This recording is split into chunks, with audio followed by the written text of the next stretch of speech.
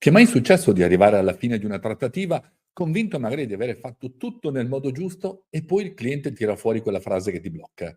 Tipo, ci penso un attimo, devo parlarne con il mio socio, ora non ho budget.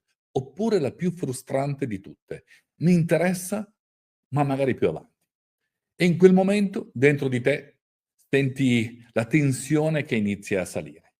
Ti blocchi, ti innervosisci, oppure inizi magari a giustificarti, o peggio ancora molli. Se anche tu ti sei trovato almeno una volta in questa situazione, allora resta con me fino alla fine. Io sono Alessandro Ferrari, Executive Communication Strategist e da oltre 20 anni aiuto imprenditori, manager e professionisti a comunicare meglio, vendere con più efficacia e ad affrontare le trattative con maggiore sicurezza. In questo video ti spiegherò come gestire le obiezioni di vendita senza stress, con consigli pratici ed esempi reali che puoi applicare fin da subito. Se questo argomento ti interessa, metti like al video, così mi aiuti magari a raggiungere più persone con questi contenuti. E se non l'hai ancora fatto, iscriviti al canale per non perdere i prossimi video. Iniziamo subito.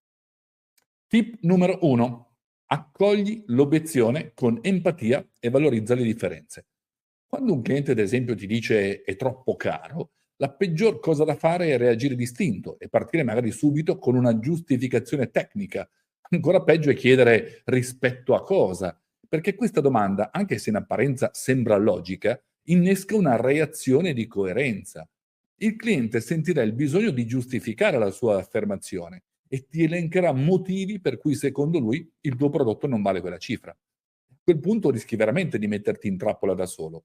Quello che ho imparato nel tempo è che non bisogna sfidare il cliente sul piano razionale, ma cogliere il suo lato più umano, quello emotivo, quello reale. La chiave è quindi accogliere la sua percezione e da lì guidarlo nella comprensione del valore.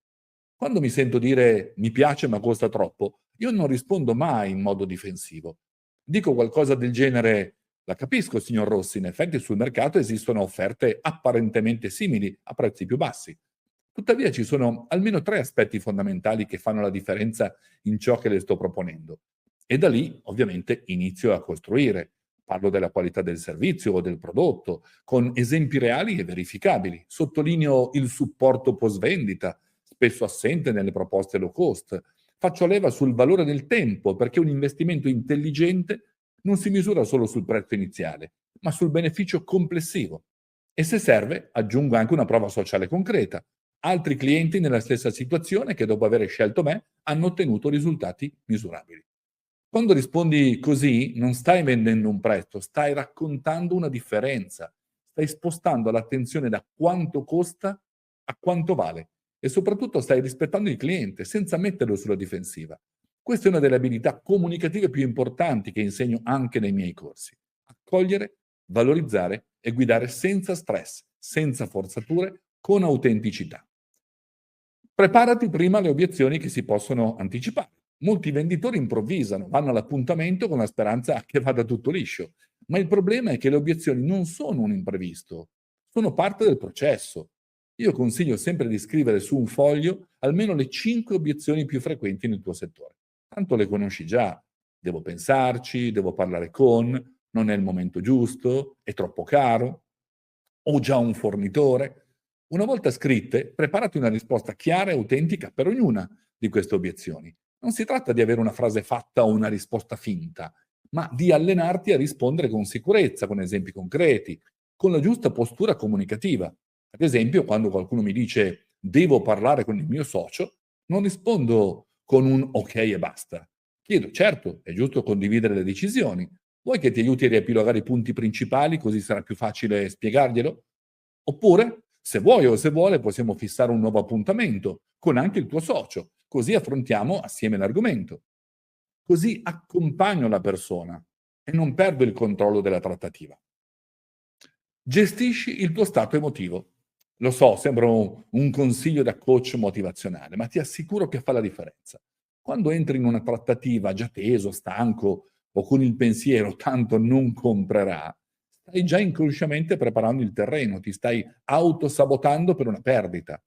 Il tuo stato interiore condiziona il tuo linguaggio non verbale, la tua voce, il tuo atteggiamento. Personalmente, prima di ogni trattativa importante, mi prendo sempre almeno un paio di minuti di silenzio. Mi riconnetto con la mia intenzione. Sto andando ad aiutare una persona a fare una scelta utile per il suo business o per la sua crescita personale. Mi ricordo il valore reale di quello che sto offrendo e da lì parto. Quando sei calmo, lucido, centrato, le obiezioni non ti spaventano, le accogli, le ascolti, le sciogli e a volte proprio grazie a quell'obiezione crea un legame più forte con il cliente. Le obiezioni quindi non sono un ostacolo, sono l'occasione per fare la differenza. E se impari a gestirle nel modo giusto, con empatia, presenza e preparazione, diventi un venditore, un consulente, un professionista molto ma molto più efficace.